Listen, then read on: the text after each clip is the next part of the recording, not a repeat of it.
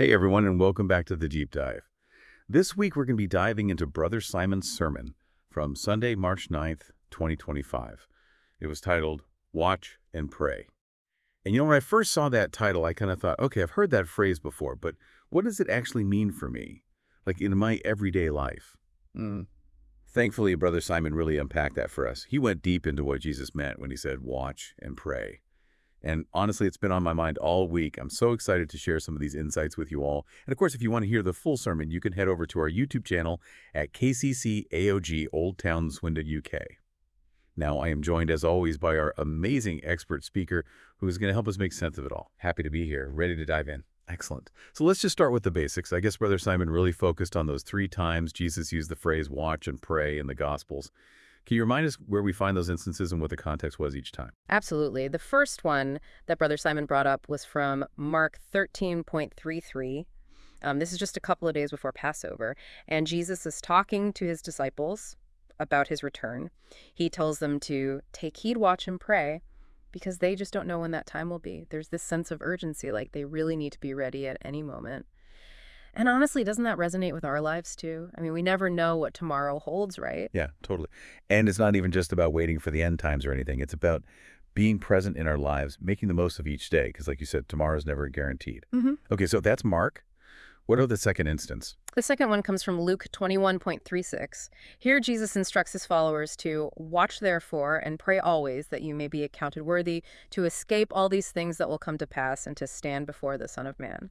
So again, there's this emphasis on being ready for Jesus' return, but there's also this added element of escaping the distractions and temptations of the world and standing worthy before God. It's like it's not just about waiting, it's about how we live while we're waiting. That's interesting. Because it seems like Brother Simon was really saying that prayer is one of the key ways that we can do that. It's how we stay focused on what matters on our relationship with God amidst all the chaos of life. Now, before we move on to the third instance, I have to bring up that analogy. He used the avalanche in our hands. I mean, that was such a powerful image. He was talking about how, especially in this digital age, we're constantly bombarded with distractions, and just one touch of a screen can send us tumbling down this rabbit hole of information and entertainment. I was thinking about how easy it is for me to get sucked into my phone scrolling for hours and completely losing track of time. Right. It's almost like an addiction for some of us. And that's precisely why Brother Simon emphasized prayer. It's like a lifeline that pulls us back from that avalanche of distractions and helps us stay grounded in what truly matters. It's about choosing to prioritize our relationship with God amidst all the noise. Okay, so let's get to that third and final time that Jesus tells us to watch and pray. Where do we find that one? That's in Matthew 26.41. It's in the Garden of Gethsemane right before Jesus is arrested. He's speaking to his closest disciples, Peter, James, and John, and tells them, watch and pray that you enter not into temptation. The spirit indeed is willing, but the flesh is weak. So here the emphasis shifts to temptation. Even Jesus' closest followers, those who were totally committed to him, needed to be on guard against temptation. And that's a pretty powerful message for us. We all face temptation every single day. Yes. And it reminded me of that part of the sermon where Brother Simon talked about the 2 types of sin, the nature of sin and the works of sin. I had never thought about it that way before. It was like he was saying that water baptism cleanses us from the nature of sin, but we still have to actively work to overcome those specific sins, those works in our daily lives. And that's where prayer comes in. Exactly. He was highlighting the need for us to be vigilant and to actively resist temptation. And prayer is the key. It's how we tap into God's strength and receive the grace we need to overcome our weaknesses. It's how we put off the old self and put on the new self. It's an ongoing process of transformation. You know what really stuck with me about that part of the sermon was Brother Simon's story about David. He reminded us how David had to wait 7 years before he finally became king over all of Israel. And he connected that to our own lives, saying that sometimes we have to wait on God's timing. We need to persevere in prayer even when we don't see immediate results. That's such a powerful point. We live in a world that demands instant gratification, but spiritual growth takes time. It's a process, and prayer is an essential part of that journey. And speaking of that journey, Brother Simon also talked about the importance of teaching young people to pray. That story he shared about how his parents instilled in him a habit of prayer from a young age was really inspiring. Yes. Remember when he said his parents wouldn't let him ask for anything until he'd prayed about it first? I thought that was such a brilliant way to help him understand that God is the ultimate provider. Exactly. And it clearly had a huge impact on him. Brother Simon even challenged the young people in the congregation to try it for themselves, to pray about their needs for a whole week before asking their parents. He said they'd be amazed at how God would show up.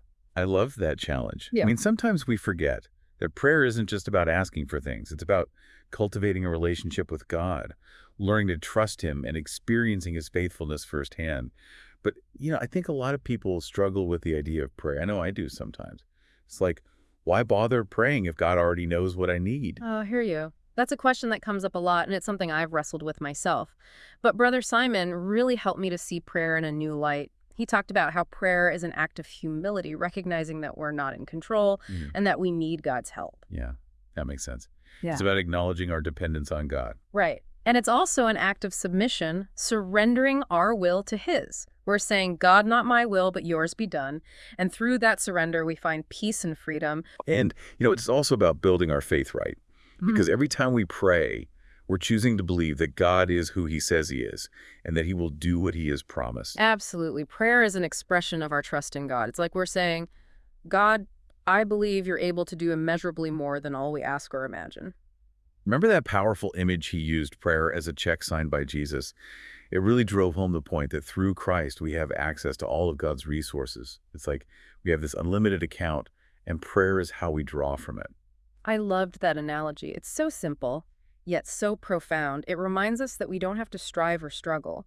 We can come to God in prayer with confidence, knowing that He's already provided everything we need through Jesus. And it's not just about our own needs either. Brother Simon reminded us that Jesus is our mediator and advocate with the Father. We can come boldly before God's throne of grace because of what Jesus has done for us. Yes, that's the beauty of the gospel. No matter what we've done, no matter how messed up we feel, we can always come to God through Christ. He's always there to intercede for us, even when we don't know how to pray. That's so reassuring, isn't it? Knowing that we have this direct line to God through Jesus, and He's always listening, always interceding on our behalf. As we're talking about all this, I feel like we've barely even scratched the surface of all that Brother Simon shared with us. I know, right? There is so much to unpack when it comes to prayer. So as we wrap up this deep dive into watch and pray, what is one key takeaway you think our listeners should really hold on to? For me, it all comes back to that idea of intentionality that we were talking about earlier. It's not enough to just say, we believe in prayer. We actually have to carve out the time and make it a priority in our lives. Totally. It's about moving from theory to practice, from knowing about prayer to actually doing it. Exactly. And that might look different for each person. Maybe it's setting aside specific times each day to pray. Maybe it's incorporating prayer into your daily routines, like praying while you're driving or walking the dog. The important thing is to just find what works for you and be consistent about it. I love that. It's about making prayer a habit, a natural part of your life, not just something you do when you're in trouble or feel desperate. Right. And Brother Simon also challenged us to think about the quality of our prayers. It's not just about saying the same words over and over again. It's about engaging your heart and mind, being honest with God about what you're feeling, and taking the time to listen for His voice. Yes. He talked about prayer being like a dynamo, this incredible source of spiritual power. So how can we each become more intentional about generating that power through consistent, heartfelt prayer? That's a great question, and I don't think there's one easy answer. But for me, it starts with remembering what a privilege it is to communicate with the God who created us, who loves us unconditionally, and who wants to hear from us. It's about cultivating that relationship with Him through prayer and allowing Him to work in our lives and transform us from the inside out. Absolutely. So I encourage you, dear listener, to take some time this week to reflect on your own prayer life. Ask God to show you how to be more intentional, more consistent, and more passionate in your conversations with Him. That's such a good challenge for all of us. And if you're looking for more inspiration on prayer, be sure to check out Brother Simon's full sermon on our YouTube channel at KCCAOG, Old Town, Swindon, UK. You can find a link in the show notes. Thanks so much for joining us on this deep dive into Watch and Pray. We'll be back next week with another insightful look at one of our Sunday sermons. Until then, may you experience the power and peace that comes from a vibrant prayer life.